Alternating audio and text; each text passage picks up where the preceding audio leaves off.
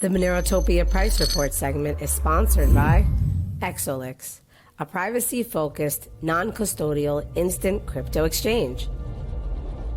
Go to exolix.com to enjoy secure and completely anonymous swaps with no KYC or sign-up. Swap between Monero and 2,000 plus assets at the most competitive rates and with no limits. Exolix.com, your fast and secure way to privacy. GM, buddy. Hey guys, Good morning. How's it going, buddy? That's good. Just trying to look up some data here. I had this link that shows me the IMF total reserves and like the breakdown by country. And I just saved links, and so I went to it this morning, like just now, trying to pull it up for the price report. And they took away the nice, pretty charts. Now everything is in like this tabulated format, so I have to like download their data and go like search for it. That sucks. Maybe I have it pulled up, so maybe we'll like fumble through that here in a minute.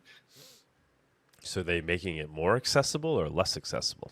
Less accessible. It used to be I just click this link, and there was a nice chart, and it just shows you a really pretty breakout. It's really easy to see. You know, you could just like pull it up quickly. And now it's in this tabulated format, and they don't have a good way of like selecting, you know, what you're looking for. So then you have to either scroll and hope that you didn't like miss the line, you know, like your eyes didn't hop to the wrong line, or you have to download the data. So anyways, it's not a lot of data, but you have to download it and look at it. They don't want you getting that data, man. Yeah, they don't want you to know whose reserves are what. Don't worry. It'll all be on Bitcoin soon enough. Transparent chain. We'll all see where the money's moving. Oh, obviously. Thank God. Finally. So yeah, I'd say another big week in price, right? It seems like the bottom was certainly in that a couple of weeks ago. Well, obviously temporary you'll get the temporary. How temporary? I guess you'll get into that. Bottom play it so by ear. far. Do we now take off and proceed with the bull market and make new all-time highs and then go down after that? Or I mean, obviously nobody knows, but I don't know. I was kind of hoping for more of a pullback in like crypto in general, but that could still happen. I mean, things have just been so freaking volatile. And it's really all depending on what Trump tweets at any one moment. So, yeah, I'm not totally sold that we're out of the woods in terms of market going down. But I don't know. I'm sure you'll get into that, buddy. Yeah. I think I added my screen just now. I was a little bit behind the curve on that one. Okay, there you go. I might be a little behind the curve in general today. We'll see. I'll see how it goes. Huh? All right. Long yes, night. we got Monero. So what? Long night. No. Just short night, perhaps. Okay. Anyways, all right. Yeah. So we got Monero here. I really like the way this looks. The way things just bounce back. You'll see when we do the Z-scores later that you'll see that we basically bounce back faster than everyone else, and we're still kind of like outperforming everyone. Honestly, at this point, this chart wouldn't surprise me if it starts moving towards the upside. Like if we actually go for 243 here, the local high, and then start trying to push above 250. I would say that could hypothetically happen kind of at any moment now. I'm not saying that it necessarily will. Like this chart could find reasons to make its way back down here to the bottom. But if this is what happened when everyone thought, you know, when the macro crash scare was on the table, you know, like an acute macro crash that was, you know, happening in the moment, and this is all we got, that's really damn good, right? What else is going to bring us down to this level or down to that level? I can't think of anything other than a resumption of that crash, but we're on pause, on hold here for at least, you know, like a month or two. So it seems to me that that Monero actually could be ready to start breaking towards the upside here, which would be friggin' cool, right? I think everyone has been kind of wanting to see that. At the moment, as we talked about last week, when we think about what's happening with Bitcoin versus Monero, we kind of expected we probably weren't going to be pushing up above the current levels here, up above this local high with the ratio. And that makes a lot of sense, you know, because we said, hey, there's some rebound action in store for the markets right now. And with that in mind, Bitcoin's probably going to at least keep up with Monero, if not outperform it a little bit. So yeah, I mean, this chart kind of did what we thought it would. It's probably going to spend some time before it can actually really go higher here. We're probably going to have to actually wait for the resumption of the macro crash before Monero's chart really starts wanting to outperform, or at least sort of the stagnation. So like I talked about last week, we expected this move up, and the market's all moved up. Probably you guys, I'm sure you all noticed. And basically, we might need to see a stagnation of that before we expect to see the ratio try to make higher highs here, which is fine. Charts, they do their thing, they take their time. Let's take a look at the dominance, XMR dominance. This chart also is probably going to need some time before it really starts breaking out in earnest. Although because it's comparing against shitcoins, maybe this chart can kind of hold its own a little bit better and make some kind of a stronger signal here for a long. At the same time, I wouldn't necessarily hang my hat on that, right? I wouldn't say, hey, Monero is definitely going to outperform the rest of the crypto market cap here. It could go to the downside. Is what I'm saying. Like this, in terms of like tea leaves, this thing in terms of the TA, this thing isn't telling you necessarily that it's going to go up or down. It's currently still bullish, but if it breaks down below any further than this current level where it is right now, it's more likely than not going to try and find a way to go down further. Okay, so example, we had this right here, kind of a touch. Now this thing is sort of riding that level, right? It's riding that lower standard deviation cluster, and if it breaks down, it's probably going to continue breaking down for a period of time, and that would kind of line up with some of the things we talked about with the dominance, right? We've got the Bitcoin dominance here. We said, hey, slightly preference for this thing to find a way to make it back to the downside, to maybe come back down here. Not alt season per se, but mini alt season, maybe, hopefully, prayer of an alt season. Maybe just like an alt month at best, maybe an alt week, perhaps, an alt treat. But yeah, so the Bitcoin dominance, I still think that, hey, there's a solid chance for this thing to find its way to the downside. It did not last week. But that's why I was kind of like a little bit wishy-washy on it as well. I'm sure you could probably tell. Is like, yeah, preference alt slightly, but Bitcoin has just been so damn strong that you ignore its price at your own price peril. So I don't think we have anything else interesting. I wish this chart, I still have it here. I don't even know why I still have the XMR divergences chart here.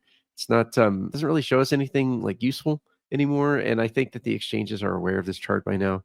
Not to hallucinate myself as being more infamous with the exchange cabal than any of the other Monero bros, but I have a feeling that they probably are aware of this chart and probably did some things to, because this chart, like after some period of time, it stopped really telling us anything useful. It was really good when in the age of Binance, Monero and Binance, but now it just hasn't done anything good for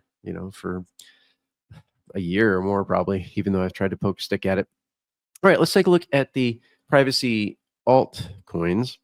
We'll start with that one coin that some people like to shill. Some people really like to affinity the Xano in with Monero. Okay, if that's what you got to do, everyone's got to make their money somehow. All right, whatever. So, yep, here's what that wave magic looks like, guys.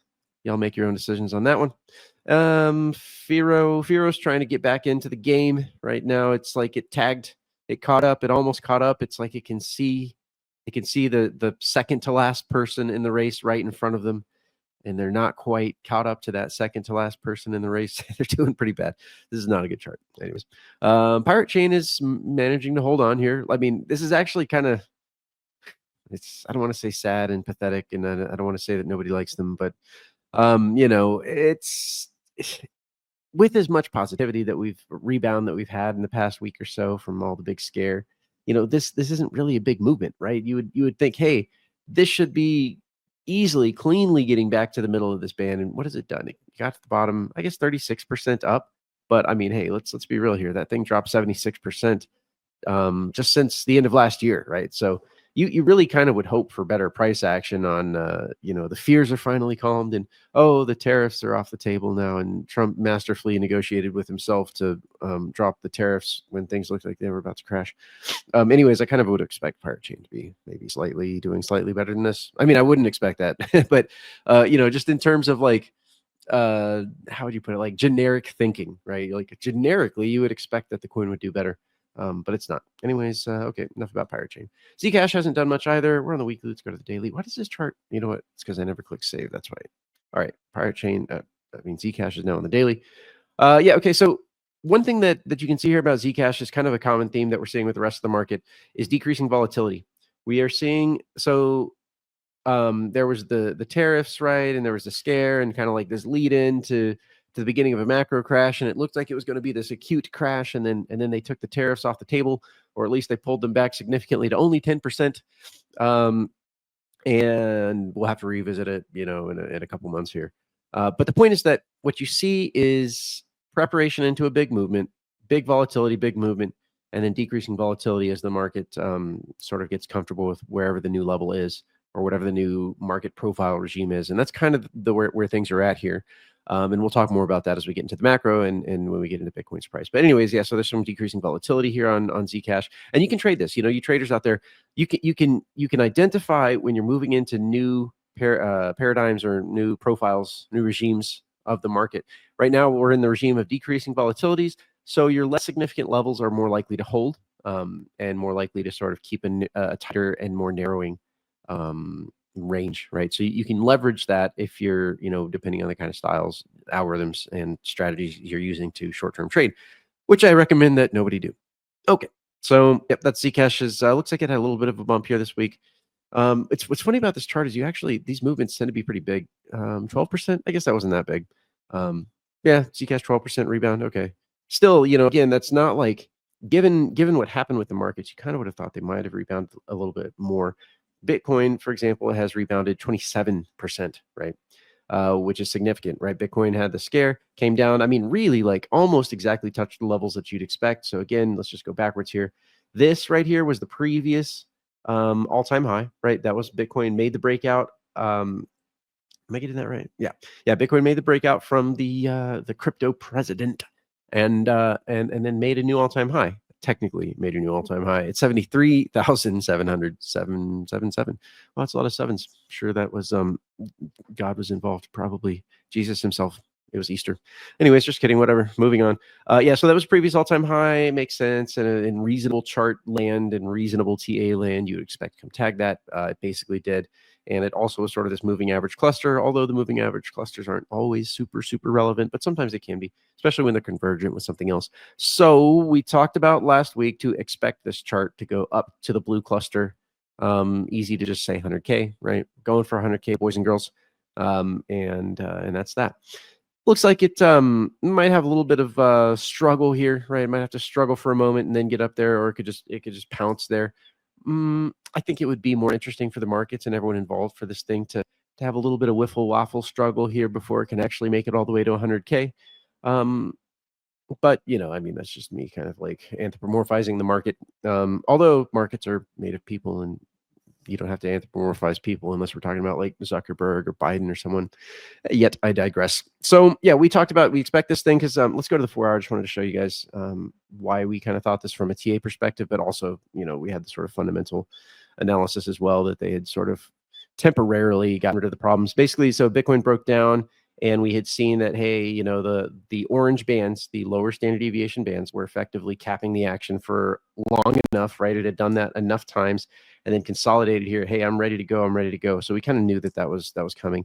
But yeah, next stop here is 100K. If you're long, just stay long, unless you really, really want to try and do some sort of swing trading. Go down to like the 15 minutes like a degenerate. You know what? We're not going to do that. We're just gonna leave that be. We're going to continue on with the price report and not try and do any type of short-term retardation. Hopefully they don't kick us off YouTube. I don't know if we can say that word. Okay, so we're looking here at Tron. Apparently they're doing better than everybody else. Tron here in dark green TRX. All right. Justin Sun doing his thing, got his tether. Oh, you know what? Now that it makes sense, we've got, how is his name escaping me? Boys, help me out. The strike, Jack Mallers. Yeah, we got Jack Mallers, who's tether aficionado, and apparently, if I'm to believe, I don't remember who it was, but someone on Twitter, one of our bros, said that Jack Mallers' grandfather was the legend chairman who merged the CME, the Chicago Mercantile Exchange, with the CBOE, and back in, like, I don't know, like the 50s or something. Or it probably wasn't the 50s, but a long time ago, right? That's interesting, right? He's also a Tether aficionado, and now he is leveraging the fiat fractional reserve pump hype inflation system to pump Bitcoin. I thought that's very interesting that this guy has that history, and now he's using the system to inflate Bitcoin.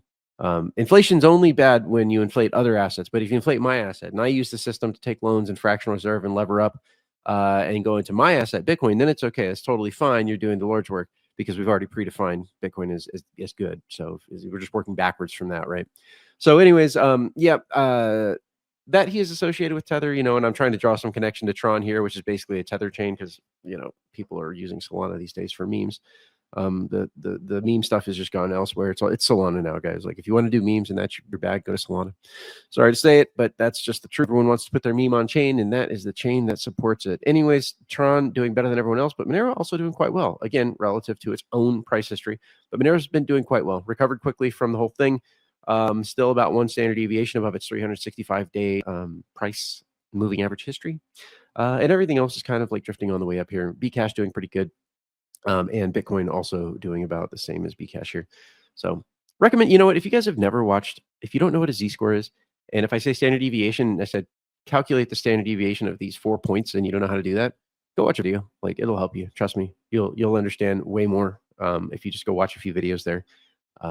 Especially the Z-scores are pretty cool. So, okay, let's moving on. I got ETH over here. I don't know why I have ETH over here anymore. I know everyone's going to hate me for saying it. Sorry, bros, but I like ETH. ETH is a better Bitcoin. Like, ETH is a better Bitcoin. It does everything Bitcoin is supposed to do. It actually has layer 2s.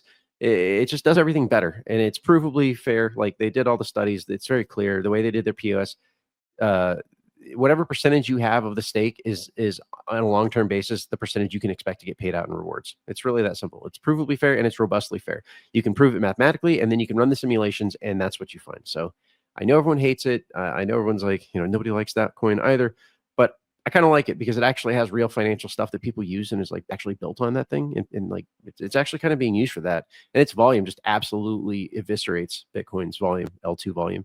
There's more Bitcoin wrapped on Ethereum than there is Bitcoin in Lightning Network. Vastly more volume in Bitcoin trades on Ethereum every day than trades in the Lightning Network.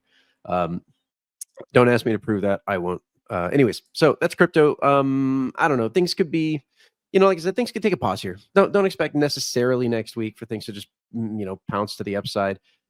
Unless things really want to start getting moving here in the next, say, 2 to 3 days, maybe it'll make like a higher high, but this thing looks like, hey, it's made its first movement. It's going to have some time here, and then it's going to move to the upside.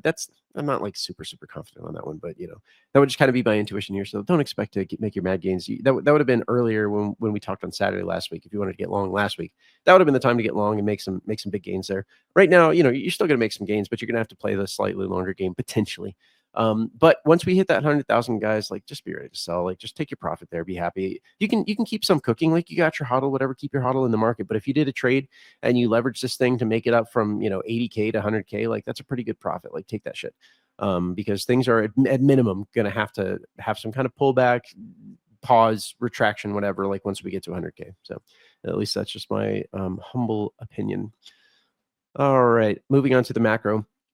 As we talked about, you just have to expect things in the macro are going to sort of play this this lowering volatility game. I think the S&P probably still has a lot more to catch up. In fact, it's behind Bitcoin a little bit, technically speaking. But let's start with gold because gold actually tagged levels that we've been talking about since forever. So gold tagged 3,500, which is basically the level we've been talking about since forever. I'm worried to actually sell my gold. I know I've been saying I was going to rotate or whatever.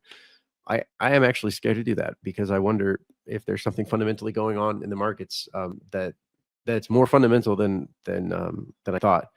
And the reason for that is like these tariffs. We've never had, intuitively speaking, the world's reserve currency country needs to have open capital markets, not tariffs. Now, the astute observer will say a capital market is not the same thing as a tariff. Body anarchist. How do you not know that?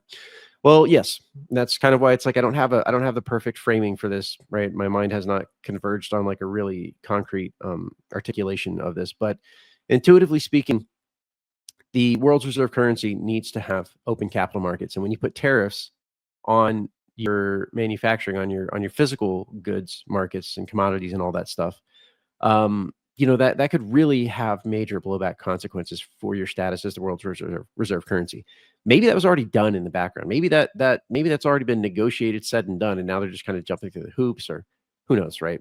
But the point is that, like, that's not good. That's a fundamental change. We've never had tariffs as the world's reserve currency. They severed the gold standard, and then I'm pretty sure the only tariffs we've had were the ones that Trump did back in Trump 1. And I really wonder, like, if they're going to add more and more tariffs and this thing's actually happening. Maybe it's not, but I mean, that could be a massive sea change in the market. And I just wonder, can gold break my model, right? So I'm definitely wondering that. I definitely have reasons to suspect that. We did not have reasons to suspect that Bitcoin would break my Bitcoin model back in 2021, or even in 2022, right? We had good reasons to think that model would not be broken. Right now, I wonder if there are not fundamental things happening with gold that could break that model. So I'm playing with that. Maybe the hesitation will cost me an opportunity. Let me show you what I mean here. So this is the daily chart, and this purple band is, like we talked about, the acceleration metric of moving standard deviation. It's like when you take a derivative in calculus and then you take a second derivative. You just do the same thing again. You double apply the operation. So they call it, the prime standard. I call this the prime standard deviation. As a result, any of you math engineer people out there will kind of know what I'm talking about. Let's go back to 2011. 2011, when gold had its massive run, and basically, I mean, kind of similar to the run we've had now. This purple band, this acceleration metric, the standard deviation prime, solid spot. And I see this over and over again, long-term charts, where something comes from way down under and then makes to the purple band, and then that's the stopping point. So technically speaking, we got, if I can get my buttons right, we got about 3 to 4% above that, and that lasted for a total of 16 days. So I'm not necessarily jumping on, like antsy, itching to sell my gold for something else. But it is now on my mind, right? It's now like hardcore. Like, is it time to sell this asset? But the question is, what am I going to buy? What am I going to buy with it? Like, I guess I could go buy a property or something. Maybe I could buy an airplane. Airplanes went up crazy good with the inflation nonsense. So anyways, yeah, gold hit these levels, guys, and I'm kind of at a loss right now of what to do, just simply because I am worried that my model here could break. Statistics are only as good as the steady state of the system. And if the system is not acting in a steady state fashion and big sea changes are in the cards, then things could think that the model could break. So I don't think it's going to. Honestly, I don't think it's really going to break. But I think I would like to believe that I have some time on this chart, because the chart has just been so strong. The chart has been so strong that I think this is probably still worth hanging on to while I mull it over for a little bit. Maybe I'll miss my maximum opportunity there. I don't know. So here's like another possibility, right? So this is kind of in the wrong. I know we have to speak linearly, and it's kind of annoying, but when you're thinking, you kind of want to try and like think of multiple possibilities at the same time if you can. So here's a possibility. Maybe I'm wrong about this macro crash. Everything's going to turn around. They're going to reinflate. Powell's going to get fired, and then a new guy's going to inflate the, go to town on the liquidity expansion. Hey, that's a possibility. In which case, this will be the top for gold. If that happens, if you see Trump firing Powell and some new guys about to come in, you need to get your gold, and you need to move that into some other higher risk assets. So we'll try and we'll kind of try and let hypothetical fundamental events, we're thinking ahead, right? But if something like that happens, then this will be the top for gold, guys, because this is what happens. Gold goes first, goes the most, and then it pulls back and languishes for a long time as risk markets pump. Interestingly, if we compare gold to the S&P 500, gold hasn't done that much, right? Gold has just kind of been sitting down here for like 5 years, basically. So you'll notice the 2021, right? So this is gold divided by the S&P. So it did best 2021, that big blow off. And then it just came down for a decade. And it seems to be finding a floor here, but it is having a hard time getting off this floor. One thing that we can take a look at is the history on this thing. And you'll notice this chart is kind of bearish, right? Gold has set new lows over and over again. So far, it has not set a new low, but this was quite the breakdown. And it was because one, sort of a hyper financialization, right, et cetera. They were really spinning up the leverage machine with the .com. Interesting though, when that leverage spins up, they always have some kind of fundamental event behind it. They leverage its future, right? And then and then there's a bunch of cruft that has to just get chopped away, and when that happens, markets crash. So, anyways, the point is that no one was interested in gold, and it made a lot of sense because there was such booming technological growth. It was so crazy. This actually made a lot of sense. Right now, it's hard to say that, hey, we're in the exact same kind of position where this like revolutionary paradigms are. The internet. Yeah, I get it. AI is revolutionary and all, but the internet really was kind of a more revolutionary transformation of the economy back in the day. AI is like it's more of a I don't know. Like I don't know how to put that right. It is revolutionary and it is a transformation, but I'm not convinced that it's going to be so rapid because of the dangers involved and because it's useful for us like in a lot of contexts, but it's not like massively improving efficiency across every sector of every part of our lives like the internet did. So the point of going through that is that this crash from gold S&P makes a lot of sense in the past, right? For the tech boom, the dot-com boom lasted over a decade. I can't see like the AI craze causing this chart to now crash to the downside. Um, so maybe this thing just kind of continues holding right here. We do have the inflation scare. That's a big deal now for people. So it's like it could make a lot of sense. Again, breaking my model, right? This is kind of what we're talking about. Headliner. We're talking about breaking my model, and is this purple line actually going to hold? Maybe it could be something where things kind of do this, right? Kind of just holds that line for a while. So anyways, just kind of like brainstorming, giving you some ideas live here on air without my fully formed thoughts there on what to think about that. So if we have anyone with cool thoughts and wants to share some stuff, sing out, obviously send me a message, send us an XMR chat. Got to pump those transaction numbers up, which we did apparently. So Monero now dipped below 20,000 transactions for a few days here last week, and then came back to the 30,000 level. Interesting. I always wonder what causes these kinds of oscillations. But at any rate, Monero transactions sitting here just below 30,000, 27,000, 27.5, which is where we've been for quite a while. I do like the consistency. Very good. All right, let's go back to the macro. So we talked about gold. Not totally sure what to do there. When not sure what to do, usually just do nothing. Do nothing is often like the best thing to do if you're not quite sure what to do, especially when it comes to investing. Oil, not much to talk about here. It's basically just sitting in that yellow zone that we talked about for a long time. Still, we're still in the yellow zone. Things are still very problematic here. Obviously, the world does not think that manufacturing and shipping is just going to pick up and everything is fine, because if they thought everything was fine, oil would actually be back in this triangle right here, but it's not. Maybe it can like fake out up there for a moment. We'll see. A lot is going to depend on what the politician wants to do. Reverse repos. Yeah, this thing not much of a signal for us at the moment. Gee whiz, I guess it's at about God damn it, it's at about $1 billion of reverse repos.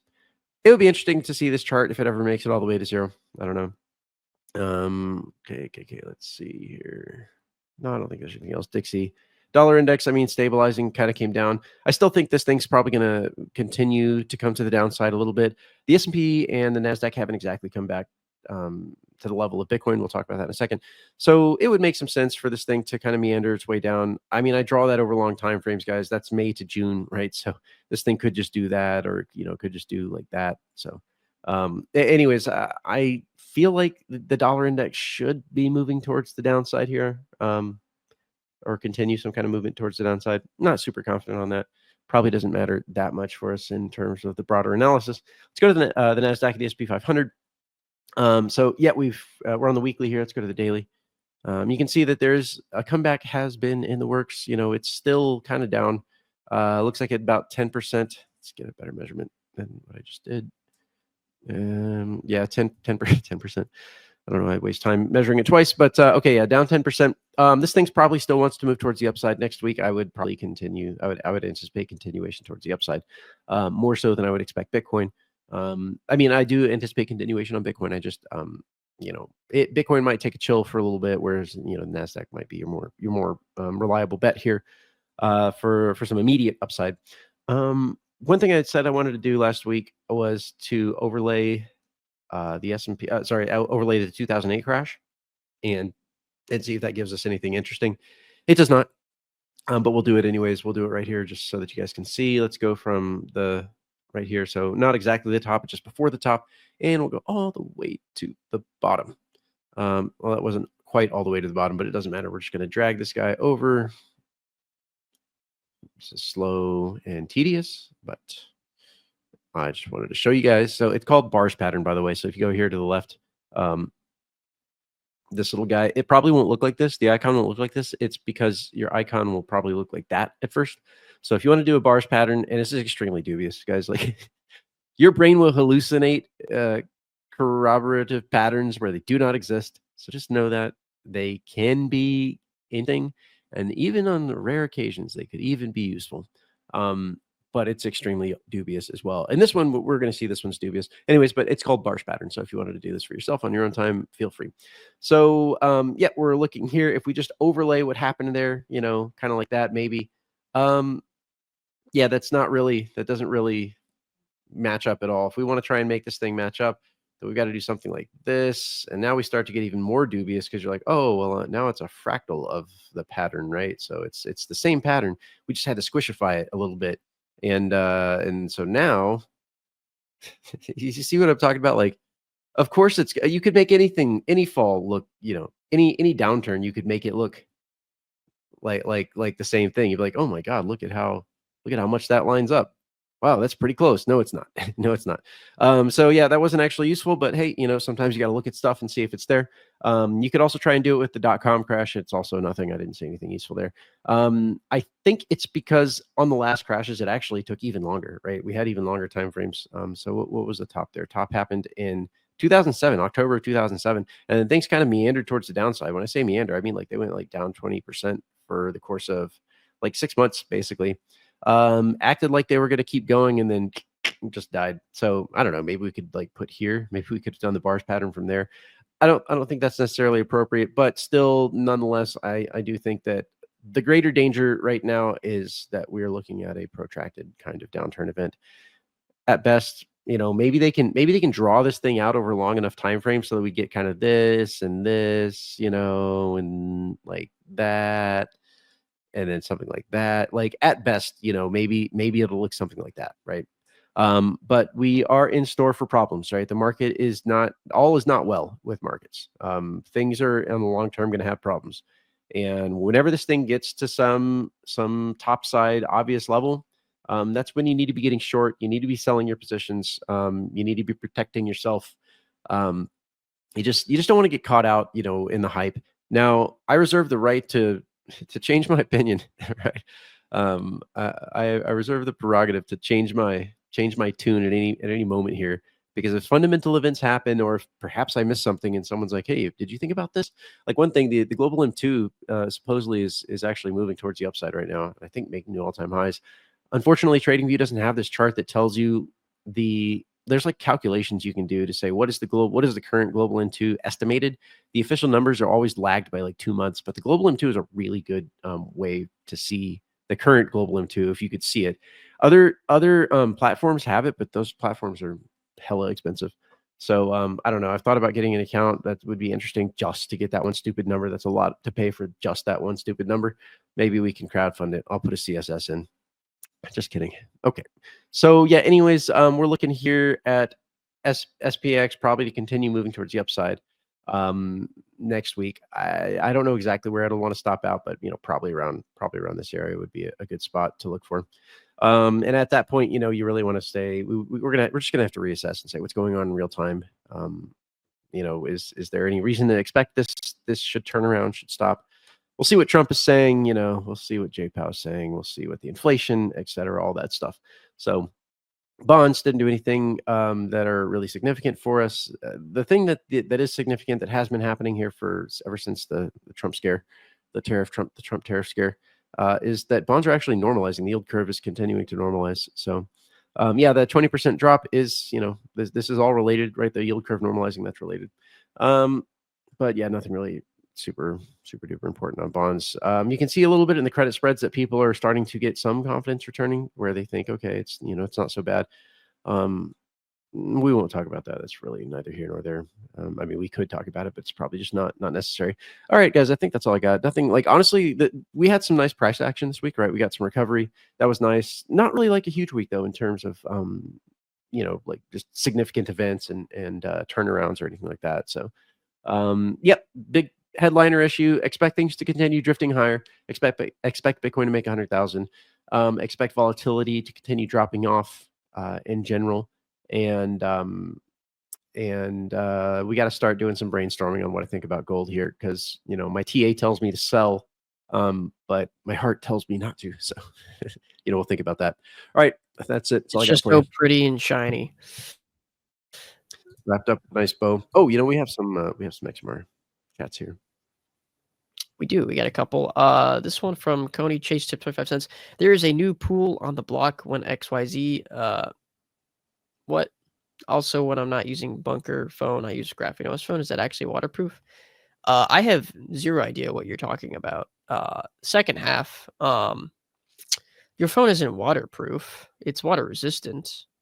But I'm not going to expect it to be waterproof. This almost looks like an advertisement or something because I have no idea what it is. Sorry.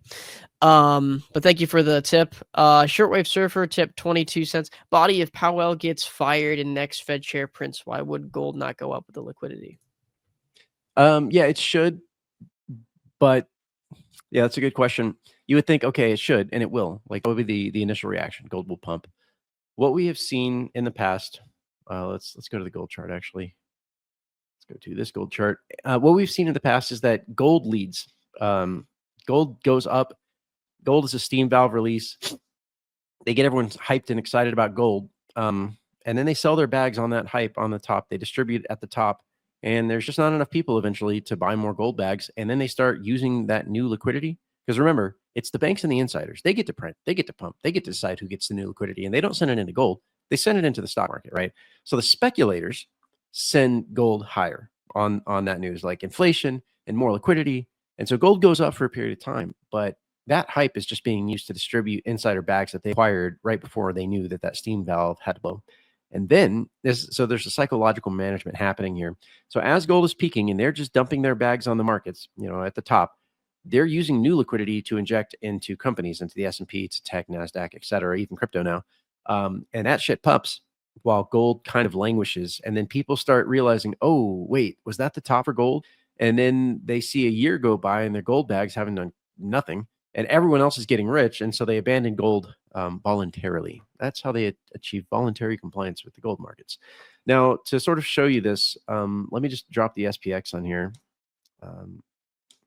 If I can remember how to do it. All right, new price scale. And furthermore, let's take this one. Sorry, this is a little bit slow and tedious. We're going to put this in bars. Okay, so the S&P is in bars now, so that you can distinguish it from the gold price. We're also going to go to the weekly. So let's just take a look at the recent history on this one. Okay, hopefully this is enough for you guys to see this. So what happened with the C word when the economy did all the craziness and the viruses happened, whatever, the fake viruses. So yeah, gold pumped, right? Going here into July, right? So the Fed intervened right around here, right? Gold did pump along with the rest of the markets. And then what happened? Gold languished for 2 years.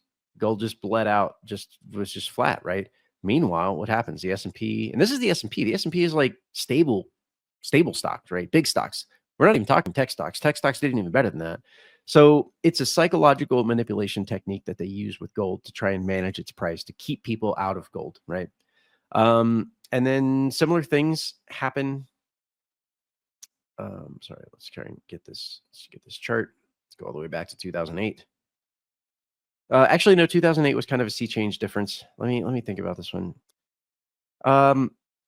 Actually, we're not going to look at everything. We're not going to go back through the full history of this.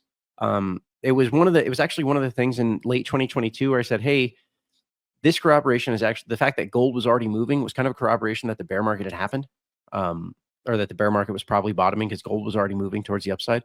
and it tends to move first. So, anyways, yes, gold will pump a little bit if JPOW gets replaced. Let's see if that actually happens or not. Right now, that's highly speculative. Yeah, gold will pump probably a little bit, but that will be the top for gold if JPOW gets replaced. I mean, the temporary top. Obviously, it goes up forever because of inflation, but that will be a big temporary high for gold, and it'll be time to rotate your assets. So hopefully that answers your question.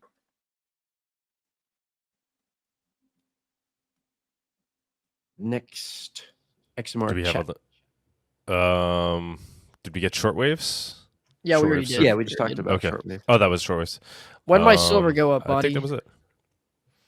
Oh yeah, we okay. That's a good point. How could I forget? Yeah, we talked about maybe you should rotate from gold into silver at some point here. I'm still a little bit hesitant to do that for kind of reasons mentioned. Silver's such a loser. Yeah, don't feel bad, bro. I did it in 2019. I moved some profits into silver, and then I just got crushed, and I was like, never again. Never. All the people on 4chan were telling you to buy silver in 2019. So that was like the play. Like, oh, everyone buy silver, buy silver. I mean, does it inevitably have to go up to like I mean, yeah, it is technically, but it's like it's not making anything like gold is. Like it's just barely keeping up. Maybe not even with inflation. Maybe barely. I don't know. Yeah, the problem is it's like, well, you should have just held gold, right? If gold outperformed silver, then why were you in silver? It was just a waste. And especially since gold is actually still monetized. I mean, technically silver is also monetized, but not really. Like, not to the significant level gold is. Like, they don't hold silver in their, they don't hold 1 kilogram silver bars or 10 kilogram silver bars in their bullion national reserves or whatever. Yeah, I mean, probably they do a little bit, but not like they do with gold. My goldbacks have gone up a lot in worth since I first bought them. One goldback now is over. Well, it was like $6.80 the other day when I looked, and I'd bought a bunch when it was around like $4. So nice. That's some gains for sure. Yeah, maybe I'll trade some goldbacks for Monero at PorkFest. Got another super chat here. There's an echo going on. If someone doesn't mind muting themselves, I think it's Doug actually. FMD tip, 12 cents. To Tux and Body, what would be the best coding language to learn to be a software developer, software engineer? That, my friend, is an incredibly broad question. It just depends on what you want to do. Start simple with like a higher level language like Python or JavaScript. And then work your way, or just start learning the fundamentals like on lower level languages like C, C++, assembly. But it depends on what you want to do. Just like find out what you want to do specifically, and then figure out what the best language would be for that. Sorry, that's not really an answer, but I can't give you an answer to that question. Yeah, I mean, it doesn't have an answer. I mean, obviously, the purist here would tell you to go learn Haskell because functional programming and recursion is obviously the way. It's like it's like Gen 2. There's only one right path. I'm just kidding. Do not learn Haskell as your first language. That would be absolutely retarded. I like what Tuck said. JavaScript is very accessible, very convenient. It's used everywhere. Like, what do you like Tuck said? What are you trying to do? Are you trying to get a job? Do you need money? Like, do you need money now? Quick, learn JavaScript. Do you want to get into AI? Unfortunately, learn Python. I hate Python so much. I just hate the environments. It's just such a mess and never have anything work. It's always, everything in Python always breaks, and it only works on your computer, but nobody else's. Anyways, Shell is cool. Like, if you want to learn how to do operating systems, system admin, Shell is like a really useful, very like tedious language. But I think I want to learn either Rust or Go, or maybe both. I haven't done either one, but. Oh, and obviously, if you're going to learn a new language, use AI. Like, don't vibe code, right? Vibe troubleshoot. That's what AI is for. Vibe troubleshoot. Like, true. Some of the things that I had to, like, I started out on shell script because I was just trying to do some stuff on my computer, and then it kind of grew into its own beast. But that was before AI, and I had to like track down answers to all this stuff, and you'd be like, why does this do like that? You'd be like, I don't know why it be like it do, but it does. And then AI came along. Like, so I finally learned a lot of that just through trial and error over the course of a couple of years. And then AI comes along. I'm like, man, I could have learned this stuff so much faster. like the conceptual questions about how does this work under the hood? What's the point of this? How do you know, like, or like, why won't this stupid function work that you struggled with for an hour? And then you're like, oh yeah, it's because of this tiny little reason, and you should have caught that. But anyways, AI will speed your time to proficiency by like literally 10x when it comes to code. Just don't vibe code. Don't just like have it spit out code and be like, oh, okay. Yeah, it's not like you have to do AI do all the work for you, but if there's like some specific thing you're trying to understand, like it's so useful to ask it, give it a specific scenario, and it will give you an answer, and it'll help you explain how it did whatever. Yeah. So that's helped me Copy with trying paste your to error troubleshoot messages into it. some UI layouts in Flutter. But yeah, I guess that's it for the price report. Thank you so much, Body. Thank you, Body. You're getting an echo on my end, Tux? Just slightly. Hello. Yeah. It's saying we're not streaming on X right now. I don't know what happened. It said it's having trouble. Alert. Well, yeah, I guess it's a Twitter thing. So, Body, man, I mean, what do you, right? So, Bitcoin potentially likely heading to 100K here. I mean, what other cryptos are you interested in then at this moment that could potentially perform better than Bitcoin? Like Ethereum? I haven't been looking at the alts too much, but probably Sol. I know that everyone.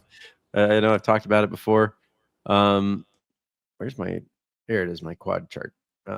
Yeah, let's use quad. I've been looking at some international currencies, obviously. Let's go to Sol USDT.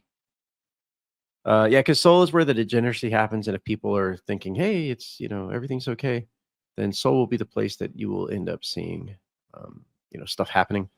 Trump coin in the top 5.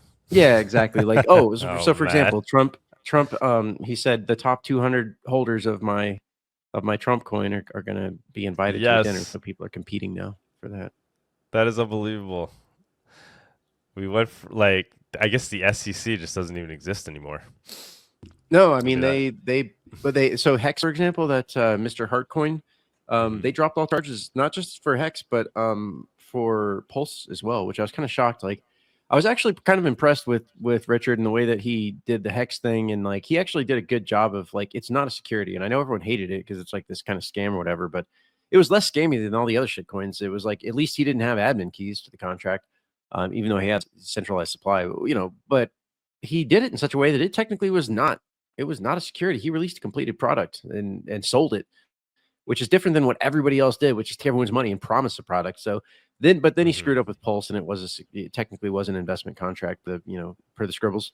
But they dropped that one too. I was shocked. I didn't think they would actually drop the Pulse one, but So if Richard got away with it, guys, mostly everyone's getting away with it. So back to the golden age of fraud.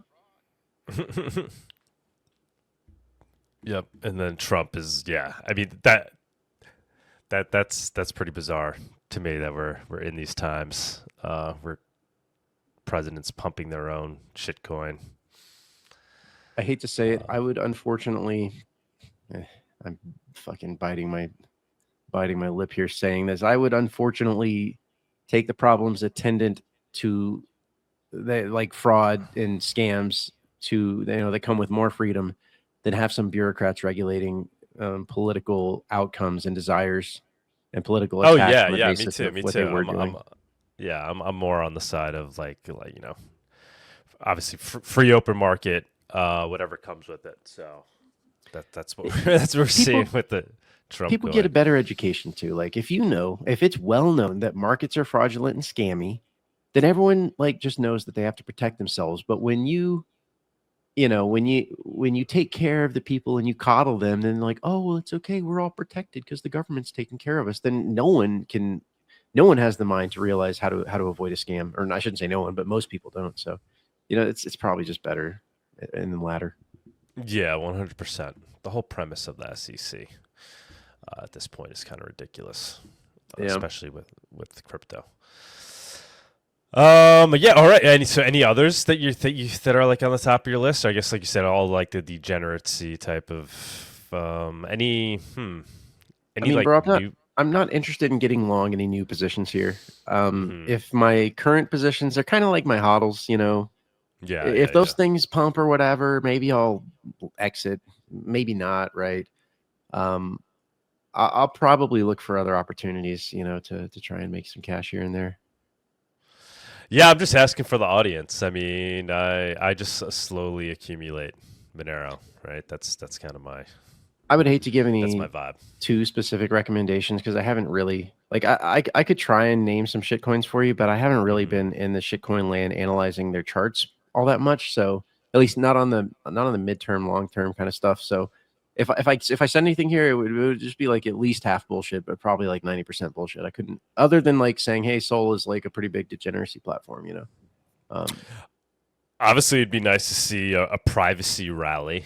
I mean, privacy coins have been looking pretty strong, right? These last couple of months and before the rally, right? We saw privacy coins kind of gaining on Bitcoin a couple of months I mean, ago. there's a little bit of a privacy rally. You know, Xano up 100%, Firo from the bottom. I mean, it crashed a lot, but Firo made 100%.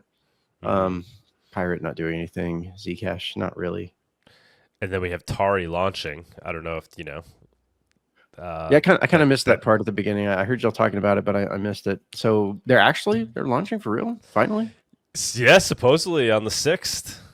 Oh, Yeah, so that's it. I think that's pretty good timing for them right now. Obviously, it would have been better 3 years ago, but how much was the final merge mining with Monero? How much was that reduced to? Because every time I looked back, it's like, oh, they're doing less and less and less. Oh, I don't know. I don't know what the breakdown is. I don't know. Like first it was merge mined, and then it was like half, and then it was like a third. Yeah, and they're all proof of work, right? They're not hybrid proof of stake. They're all proof of work. It's just two different forms of proof of work, right? I believe. I mean, I know they went ASICs. They divided it into components, and one of those components is ASICs, I believe, or maybe it was GPUs. But I don't know. That's like the last I heard, like years ago. ASICs. Yeah. Okay. I mean, we'll have them on. We'll talk about all that stuff. But I think overall, it's probably pretty good timing for them, right? With this market rise. I mean, to the extent that I don't see a reason for Xano's existence that much. Like, I mean, okay, it's GWiz, right? Cool, but like, should any market cap be flowing that way out of a fundamental reason? No, I don't see it. Like, I mean, it's the same thing as Xano, basically. Maybe it'll be less centralized, so that'll be cool. It'll be maybe cool to steal some thunder out from Xano with that very potentially, I think, centralized supply there that they have. And there was no reason to do it that way, but whatever. Yeah, I mean, well, that's the thing with Tari though too, right? Because they do have founder. Obviously, I guess not to some large degree, but they do have founders reward, right? And they do have a dev tax.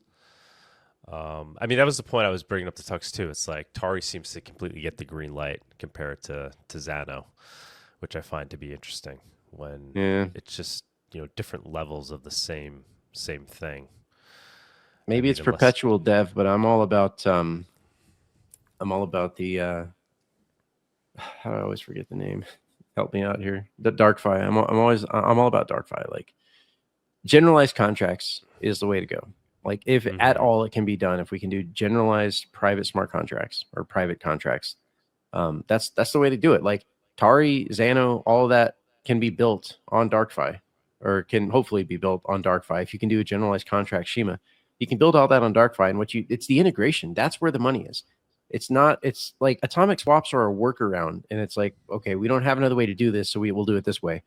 But the integrated ability to have a decentralized exchange, right, and token assets and all this different kind of stuff, all these different constructions, layer 2s, etc. Like, that's where the value is the integration there, and the atomicity of all of that, like within a single ecosystem.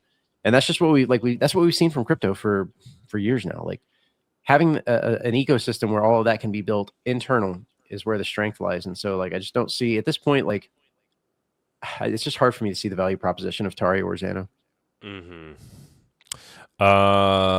XMR is saying Tari has VC funding, right? So that's what I'm saying. It's interesting to get a free pass. I mean, I'm gonna have him on Monero Talk. We'll let him put the the information out there. It's never it's kind of evolved over the years in terms of what Tari was originally supposed to be and what it's become in my mind. I mean, originally Tari, like, the original pitch for Tari was that it was going to be like a second layer to Monero. Like, that was the original pitch. And then it became its own coin, its own project.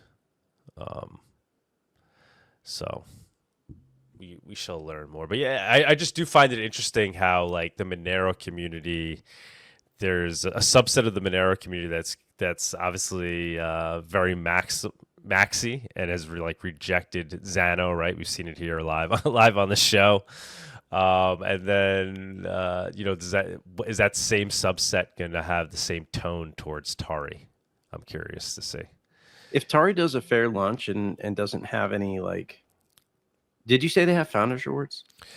Well, that's what so this guy's saying Tari has VC funding. So like the VCs, I assume, have, get a founder's reward. I'm sure we could pull this up and look up what the Tari breakdown is, but it's, we'll have them on, but I mean, I didn't feel like it was a ideologically maximalist driven reason for the rejection of Xano. They actually made some good points, and I was like, yeah, that kind of does make sense. Why you would maybe reject Xano. Yeah, I don't know what the Tari tokenomics are. Yeah, I'm curious what their final design parameters were. I'll be curious to hear what Mr. Pony has to say. Fluffy. Yeah, I mean, I was telling Tux, I would love to see a panel with Fluffy, Amir Taki from DarkFi, Andre from Xano. Because I mean, they are essentially all working on solving the same problem, right? I don't think so. I personally don't think so, but maybe I'm wrong. Well, different approaches to the same end. No, I mean that's nah. DarkFi is a totally different. It's much broader in scope. It solves far more problems than. So what would you compare? What's the analogy of DarkFi in terms of non-privacy versions? Is it more like an Ethereum or? Yeah. DarkFi is Monero's Ethereum, you could say. I mean, I want to say that because then people will hate it, but if if Monero is solid digital money and does the one thing and does it well, then DarkFi is trying to be more generalized. I don't know if they're Turing complete. I would have to ask them, but more generalized contracting. Scripting. And then a Xano and a Tari would be compared to what then? What's the analogy for those? Tokens. They're like tokens, basically. Well, token creating. Okay. But what chain are they similar to? I can't think of a chain that they're similar to. They were created specifically to hold NFTs. They were private non-fungible assets. Kind of weird, but yeah, they were created specifically to hold to be a token holding chain. Mm-hmm. But all of the token chains are based on more general scripting constructs, right? Because that came along pretty early. So there was never a need to create a private NFT chain. On these other platforms, you just rolled it into the general contracting abilities of Ethereum or whatever chain, Tron, whatever you wanted to use. Mm-hmm. Mm-hmm. So I don't know if there's actually really a corollary, to be honest. Interesting. And if anyone has, could shed more light on that, disagrees, or has more to add there, please sing out. Yeah, I mean, so yeah, you're just you don't see Tari or Xano in Ethereum or a Solana. You see not even close. Own category where it's really just tokens that can be built on a.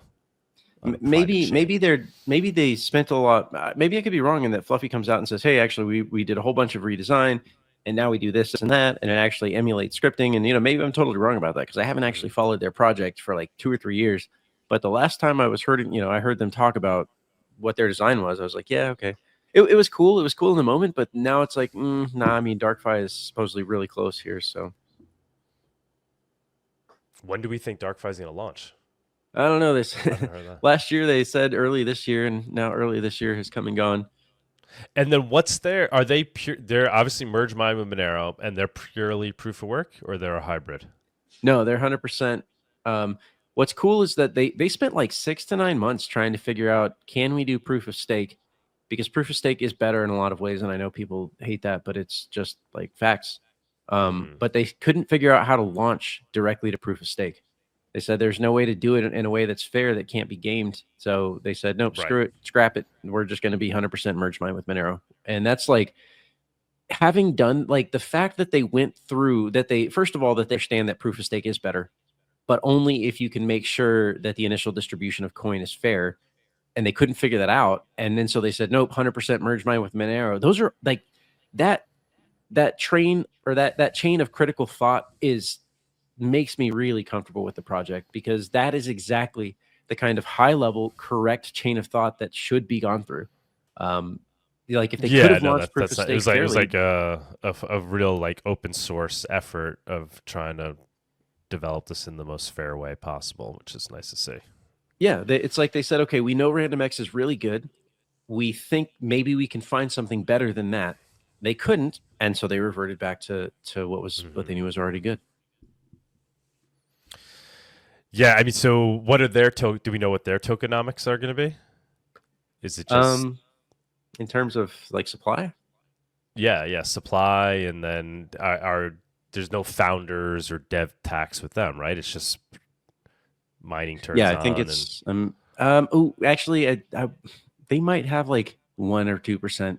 Don't quote me on that. I don't remember, but I feel like they might have had like a 1 or 2%, not dev tax, but maybe pre-mine, or maybe not. Maybe I'm totally out to lunch on that one and they have 0 pre-mine.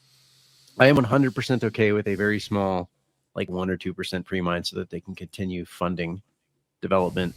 10% is like you probably don't need that much. But I don't think they're at 10%.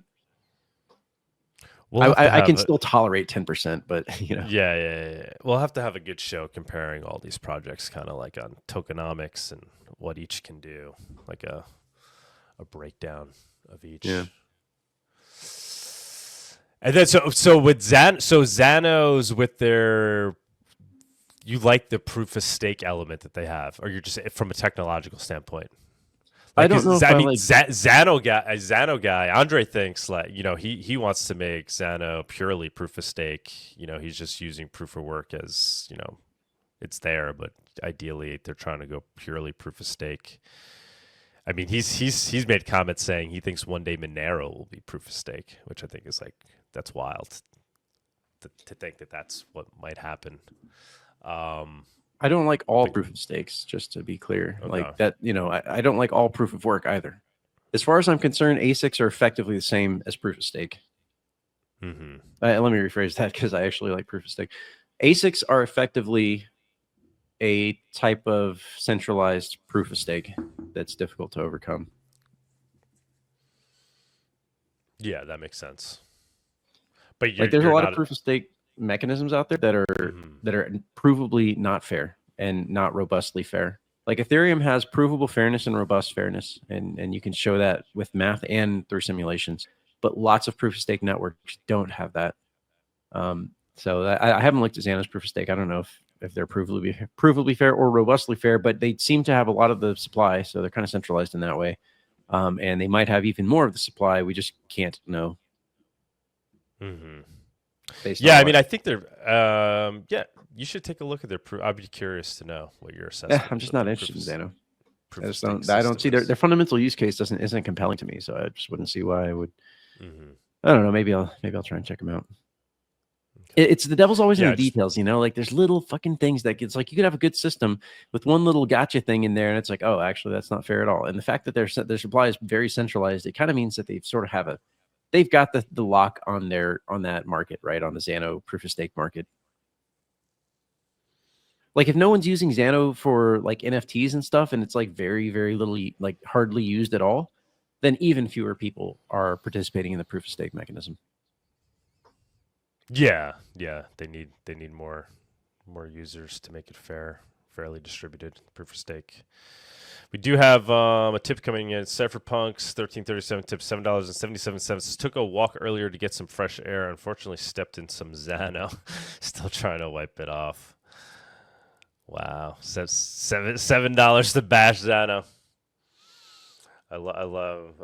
Let's see. Did we get Yeah, we got 2 tuck somebody up here. We just got. Well, Xano will be participating at PorkFest. Which is cool. They're trying to attend in person. So yeah, to the extent that Xano supports, like sponsors the show and participates in the ecosystem and puts their own funds towards that ecosystem, I can tip my hat at them and give them a warm thank Yeah, you. I've always said my reasoning, right, and I continue to hold them as being first and foremost is because Andre is the guy behind Xano, and literally, but for Andre, Monero would not exist. So I'm interested in just what he's working on, like the fact that he's moved away from Monero and focuses on Xano when he's essentially one of the key people that created Monero, right? Created the first implementation of CryptoNote. And then I do think he did very interesting things with creating private proof of stake with Co. Co is, one of the was contributing quite a lot to Monero at some point. And the fact that he worked on this, that caught my interest as well. And so I do think it's an interesting project in that respect. So, and obviously because they, the contributions they've made to our ecosystem, to MoneroTopia, and the participation they've done, I think they've been good sports, right? They come, they participate, they let us ask them questions.